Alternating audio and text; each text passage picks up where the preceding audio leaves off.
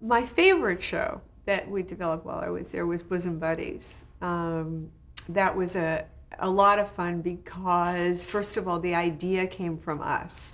And at networks very often the development people will sit around in meetings and say, what kind of show would be fun to do, and we have a hole at 8 o'clock Tuesday or whatever. What do we think would be a fun thing to do? Or maybe there's been some movie out that gives you an idea for a character or something or whatever. And Tom Werner, who was at that moment the head of series development, Marcy was still there actually. Tom was I guess the second head of series development or whatever, and I were sitting and talking about some ideas for shows, and we came up with this idea of two guys, living in a women's hotel or whatever. And one of the fun things about doing that is not only coming up with the idea, but then deciding who would be the right people to pitch it to, and who you think would give you back the show that you are envisioning, and when you go to a producer or a writer with something like that, you would get a very different show from 5 different people. So we went to Bob Boyette and Tom Miller, who did a lot of ABC shows in those days, and pitched them the idea, and they really liked it. And they went away and hired writers or whatever, and came back to us and pitched us back the show that they had come up with based on our idea. And we loved it, and they went ahead and developed a script and all that. And it was that show, of course, that, as everyone knows, was the beginning of Tom Hanks' career.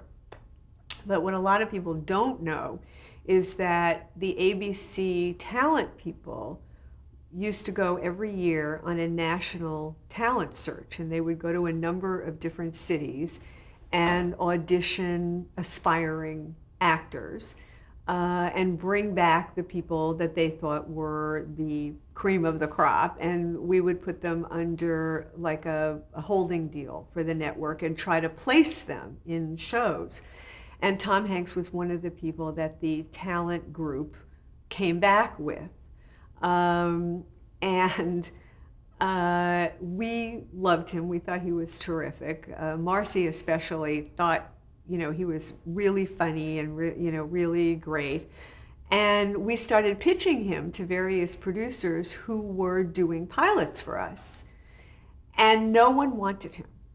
He was not traditionally good looking. He was kind of tall and gangly and skinny and, odd in his own way. He was funny. Everybody admitted he was funny, but he just was not TV star material. He wasn't, like an Aaron Spelling looking guy or whatever.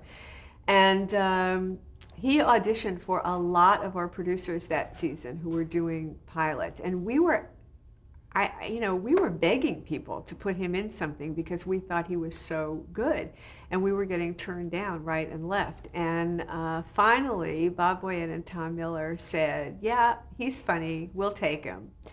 So he went into Bosom Buddies with another actor, and they rehearsed for a week, and the other actor got fired. And Bob and Tom called us and said that they didn't think this other guy was working out well and whatever. So we said, okay, fine. And Peter Scolari was guest starring in an episode of another show that Boyette and Miller were producing in the stage right across the hall. And he had been watching the rehearsals, and he kind of knew the part. And so they asked him if he would like to do it. And he stepped in a few days before we shot the pilot, and they were terrific together.